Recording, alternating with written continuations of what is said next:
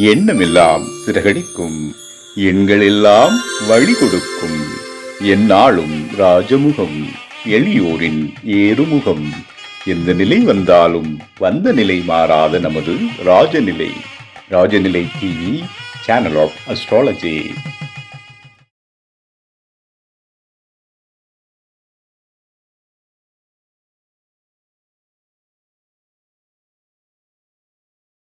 Rajanilai TV channel of astrology பெருமையுடன் வழங்கும் 12வது ஜோதிட கருத்தரங்கத்தில் குரு பெயர்ச்சிக்கான பலன்கள் மிக சிறப்பாக நடைபெற்று வருகிறது. இதில் சந்திரனை அதிபதியாக கொண்ட கடக ராசியானது கனிவான குணத்தையும் தைரியத்தையும் உடைய ராசிக்கு இந்த குரு பெயர்ச்சி எப்படி அமையும் என்பதை மிக சிறப்பாக வழங்க வருகை தரும் பேலன்ஸ் தியரி ஆசிரியர் உயர் திரு சரவண சோமசுந்தரம் ஐயா அவர்களை அன்போடு அழைப்பதில் பெருமை கொள்கிறது நம் ராஜநிலை. ஓம் காலகால ஈஸ்வராய நமக. பிரபஞ்ச சக்திக்கு நன்றிகள். இந்த வருட குரு பயிற்சி கடகராசிக்கு எப்படி இருக்கும் அப்படிங்கிறத பற்றி நம்ம பேச போகிறோம். அதுக்கு முன்னாடி இந்த குரு பயிற்சிக்கு தலைமையேற்று நடத்தி கொண்டிருக்கக்கூடிய மருதமலை குருஜி ஐயா அவர்களுக்கு எங்கள் மனமார்ந்த நன்றிகளையும் வணக்கங்களையும் தெரிவித்துக் கொள்கிறோம். நேயர்கள் அனைவருக்கும் இந்த குரு பயிற்சிக்கு வாழ்த்துக்களை தெரிவிச்சுக்கிறேன். உங்கள் வாழ்க்கையில் அனைத்து நலன்களையும் பெறணும்னு சொல்லிட்டு நான் வணங்கக்கூடிய காலகால ஈஸ்வரனையும் என் அப்பா முருகனையும் கேட்டுக்கிறேன். இப்போ பார்த்தீங்கன்னா இந்த கடகராசிக்கு குரு பயிற்சி எப்படி இருக்கும்? பொதுவாக எல்லாருமே சொல்லுவாங்க, கடகராசிக்கு குரு வந்தால் என்ன சொல்லுவாங்க, இந்த ஜென்ம குரு அப்படிங்கிற ஒரு கான்செப்ட் வரும் கடகத்தில். கடகராசி யாரெல்லாம் இருக்கீங்களா, கடகராசி கடகலக்னத்துக்காரங்க, அது யாருக்கு ஜென்ம குரு. ஜென்ம குரு ராமர் வனத்திலே அப்படிம்பாங்க. ராமர் வனத்திலன்னா நான் ஊர் விட்டு ஊர் போயிருந்தா காடுக்கு வீட்டெல்லாம் விட்டுட்டு எல்லாத்தையும் திறந்துட்டு ஒன்றும் இல்லாமல் ஜீரோவாகி போயிடுவேனா அப்படிங்கிற ஒரு பயம் உங்களுக்குள்ள இருந்துகிட்டே இருக்கும். ஆனால் இந்த முறை அந்த வாய்ப்பு உங்களுக்கு அது மைனஸ்ல, அதாவது பிளஸ்ஸாக இருக்க போகுது அப்படிங்கிறதா இப்போ சொல்லக்கூடிய பலன்கள். என்ன சார் எல்லாமே கடகராசிக்கு நெகட்டிவா பலன்கள் சொல்லிட்டு இருக்கிறாங்க, நீங்க மட்டும் பாசிட்டிவா போடுறீங்களே அப்படின்னா, யதார்த்தமான உண்மை என்னன்னு கேட்டீங்கன்னா, இதை பார்த்தீங்கன்னா கோச்சார வேதைன்னு ஒரு கான்செப்ட் இருக்கு, சரிங்களா? அந்த கோச்சார வேதையின் அடிப்படையில் இந்த குரு நல்லது செய்ய போறாரா கெட்டது செய்ய போறாரான்னு ஆராயும் பொழுது அது நன்மைதான் செய்கிறார் அப்படிங்கிற விஷயத்துக்கு வருது. குரு உச்சமடைகிறதா எல்லாம் அடைகிறதுனால அது நல்லது கிடையாது. குரு அந்த இடத்துல கோச்சார வேதையில் போய் உட்கார்ந்ததுனால என்ன பண்றாருன்னா, தான் செய்ய வேண்டிய நெகட்டிவான பலன்களை தடுத்து சுபமான பலன்களை செய்ய போறார் அப்படின்னு. கோச்சார வேதைன்னா ஒரு பலனை தடுக்கிறதுக்கு பேர் தான் கோச்சார வேதைன்னு பேரு. ஒரு கிரகம் ஒரு இடத்துல இருக்கும் பொழுது அதுக்கு இன்னொரு இடத்துல ஒரு கிரகம் இருக்கக்கூடாது. இதுக்கு முன்னாடி அந்த குரு பயிற்சியை பற்றி ஒரு சின்ன விளக்கத்தை கொடுத்துட்டு அதன் பிறகு அந்த டேட் வரையும் நம்ம என்னென்ன நடக்க போது நம்ம சொல்ல போறோம். 2/6/2026 அன்னைக்கு குரு பயிற்சி நடக்குது. அதாவது 1ஆம் தேதி மிட் நைட்டு, 2ஆம் தேதி விடிய காலையில அந்த குரு பயிற்சி வரப்போகுது. கடகத்துக்கு வராரு. 2/11/2026 அன்னைக்கு சிம்மத்துக்குள்ள பிரவேசிக்கிறாரு. அதன் பிறகு மறுபடியும் 25/1/2027 அன்னைக்கு மறுபடியும் வக்ரமாகி மறுபடியும் கடகத்துக்குள்ள வரக்கூடியவர். 13/4/2027 வரைக்கும் ஃபுல்லா வக்ரகதியில் இருக்காரு. அதன் பிறகு 26/6/2027 வரைக்கும் நார்மலான மோட்ல சிம்மத்துக்குள்ள என்ட்ராவாரு. இதுதான் குரு இருக்கக்கூடிய காலகட்டங்கள். இந்த காலகட்டத்துல அது கோச்சார வேதையில் கடகராசிக்கு இருப்பதால் கெடு பலன்களை தவிர்த்து நல்ல பலன்களை மட்டுமே செய்ய போகிறது. அது என்னங்கிறத இப்ப நம்ம பார்க்க போறோம். பொதுவா பாருங்க, குரு கடகத்துக்கு வந்தாலே எல்லாருக்கும் ஒரு பயம் வரும். ஏன்னா குரு கடகத்துல உச்சமாக இருந்தா பேரு, ஆனால் 6/9 குடையவர். அப்ப 6/9 குடையவர் கடகத்துக்குள்ள வரும்போது என்ன ஆகுன்னா, பொதுவாகவே ஊற விட்டு ஓடிடுவாங்க அப்படிங்கிற ஒரு பொதுவான ஒரு பலன் என்னைக்குமே உண்டு. கடன்களால் அவதிப்பட்டு ஊற விட்டு ஓடக்கூடியவங்களுடைய பலன்களும் இதுல வரும். இது ரெண்டையும் மிக்ஸ் பண்ண வேண்டிய இடம் எதுன்னு கேட்டா, உங்களுக்கு நடக்கக்கூடிய திசா புத்திகளின் அடிப்படையில் அந்த குரு நல்லவரா கெட்டவரா நம்ம முடிவு பண்ணணும்.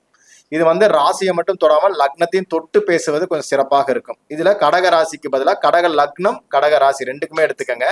உங்களுக்கு திசாபுத்தி எது வேணா இருக்கட்டும், அதை பத்தி தனியா ஒரு 2 நிமிஷம் சொல்றேன். ஆனா இந்த இடத்துல என்ன பண்ணுவாருன்னா, இந்த கோச்சார வேதி அதுக்கு முன்னாடி பாத்தீங்கன்னா குரு எந்தெந்த இடத்துல நல்லவர்னு தெரிஞ்சுக்கிட்டீங்கன்னா எந்தெந்த இடத்துல கெட்டவர் அப்படிங்கிற விஷயத்தையும் புரியும். பாருங்க, குரு எப்பவுமே எந்த ராசி லக்னமாக இருந்தாலும் 2, 5, 7, 9, 11 இந்த இடங்களுக்கு வரும்போது சுப பலன்களைத்தான் தருவார் என்பது ஒரு ஜோதிட விதி.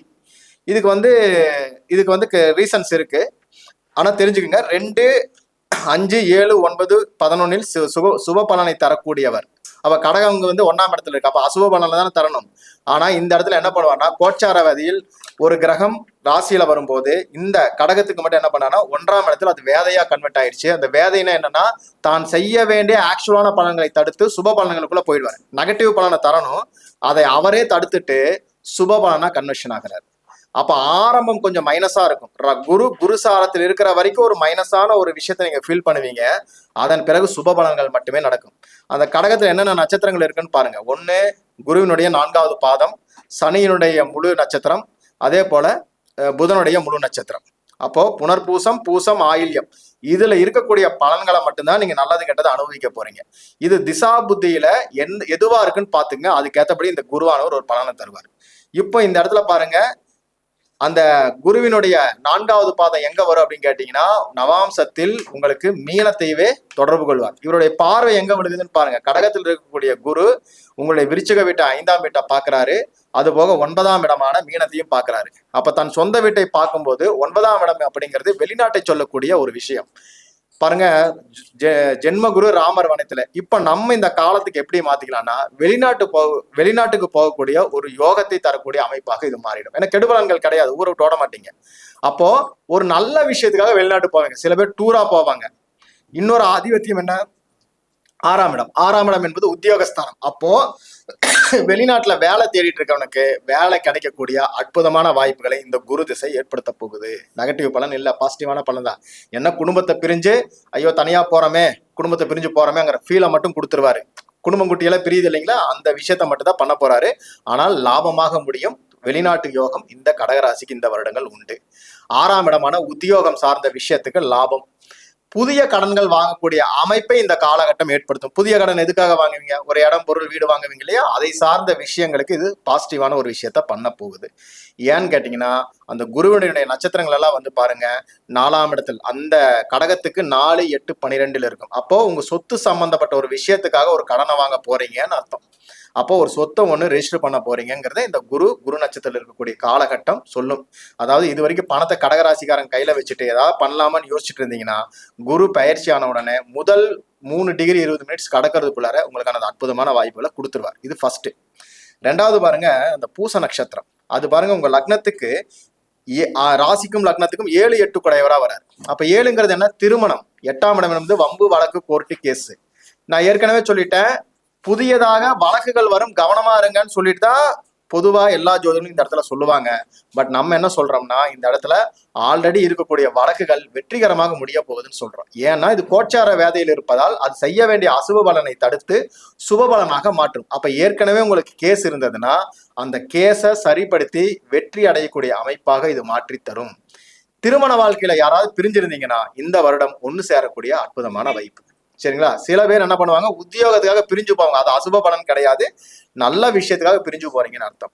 அதே நேரத்துல கல்யாணம் சார்ந்த விஷயங்கள் கைகூடாம இருக்கிறவங்களுக்கு கல்யாணத்தை ஏற்படுத்தி கொடுத்துடுது. அதே போல 7, 8 குடையவனா சனி இருக்காரு இல்லையா, அந்த நட்சத்திர குரு பிரவேசிக்கும் போது திருமண வாழ்க்கையில சின்ன சின்ன சங்கடங்களை கொடுக்கும். அதை பேசி தீர்த்துக்கலாம். சரிங்களா.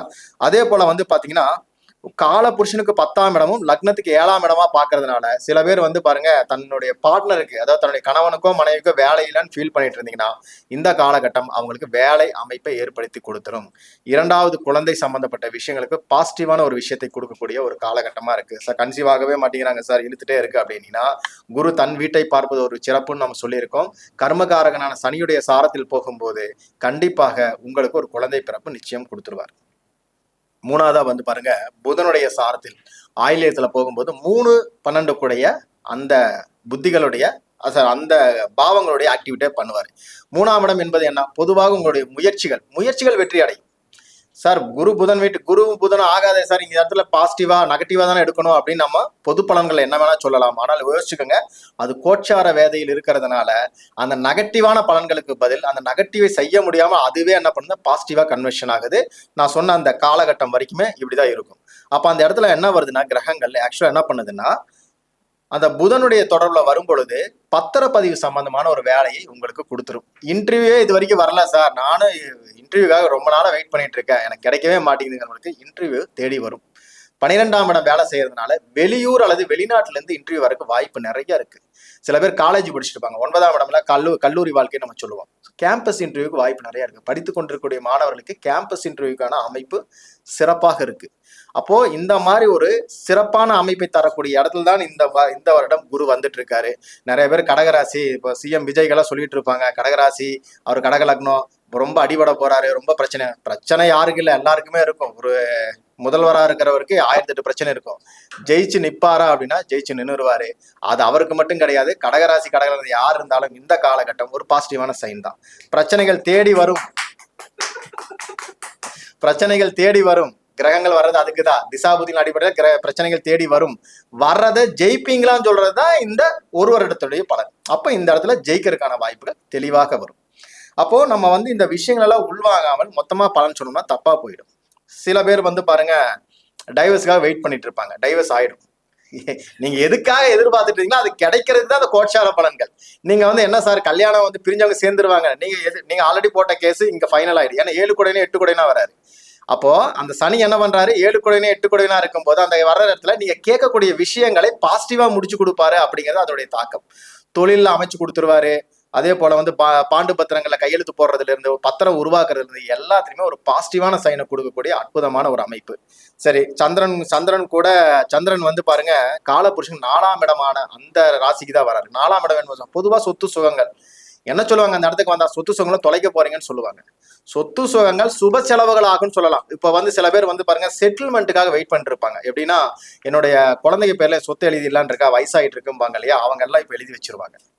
இதுதான் தொலைக்கிறது. இது எப்படி தொலைக்கிறீங்க, சுபமாக தொலைக்கிறீங்க. உங்க குழந்தைகளுக்கு நீங்க எழுதி கொடுக்குறீங்க. உங்க கையை விட்டு போனா அந்த மைனஸ் அது எங்க போகுது, உங்க வாரிசுகளுக்கு போகுது. அந்த மாதிரி விஷயங்களை இந்த வருடம் செட்டில் பண்ணுவாங்க. இதுதான். அதே போல பாத்தீங்கன்னா, ஏற்கனவே இருக்கக்கூடிய கடகராசி வாழ்ந்து கொண்டு இருக்கக்கூடியவங்களுக்கு புதிய சொத்துக்கள் அமையக்கூடிய ஒரு அமைப்பாக மாறும். பூர்வீக சொத்துக்கள் இருக்கக்கூடிய பிரச்சனைகள் தீர்வு கொடுக்கும். ஏன்னா காலபுருஷனுக்கு 10ஆம் இடமான சனி பகவான் பாத்தீங்கன்னா குரு வீட்டுல இருக்காரு. சனி பகவான் குரு வீட்டுல இருக்கிறது ரொம்ப சிறப்பு. அந்த குரு பயிற்சியாகி கடகத்துக்கு வரும்போது ஒரு பாசிட்டிவான பலன்களை மட்டுமே இங்க தருவார். திரிகோணத்துல வந்துட்டாரு இல்லையா, அது நல்ல அருமையான அற்புதமான ஒரு விஷயத்தை செஞ்சிடும். சோ பலன்கள் எப்படி இருக்குன்னா, என்னை பொறுத்த வரைக்கும் கடகத்துக்கு அற்புதமான ஒரு காலகட்டம். பினான்சியல் லைஃப்ல அடுத்த கட்டத்தை நோக்கி போகக்கூடிய ஒரு காலகட்டம். இதுல குறிப்பா சில திசைகள் இந்த கடகத்துக்கு வந்தா நல்லா இருக்கும். இதுல புதன் திசை, சனி திசை யாருக்கெல்லாம் போயிட்டு இருக்குன்னு பாருங்க. அற்புதமான வாய்ப்பு. சுக்கிர திசை போறவங்களுக்கு வாழ்க்கையில் பிரச்சனைகளுடன் கூடிய அற்புதமான வாய்ப்பு. பிரச்சனையோட இருக்கு, ஏன்னா பாதகாதிபதி அந்த இடத்துக்கு அது ஒரு பாதகாதிபதி. அதனால அந்த சுக்கிர திசை போறவங்களுக்கு கொஞ்சம் பிரச்சனையை கொடுத்து ஆனா ஜெயிக்க வச்சிடும். புதன் திசை போறவங்க விரையாதிபதினு எடுக்காதீங்க, அது வெளிநாட்டு யோகத்தை சொல்லக்கூடிய இடம். அவங்களுக்கு சக்சஸ்ஃபுல்லா முடிஞ்சிடும். சனி அப்படிங்கிற கொடுப்பனை கிரகம்.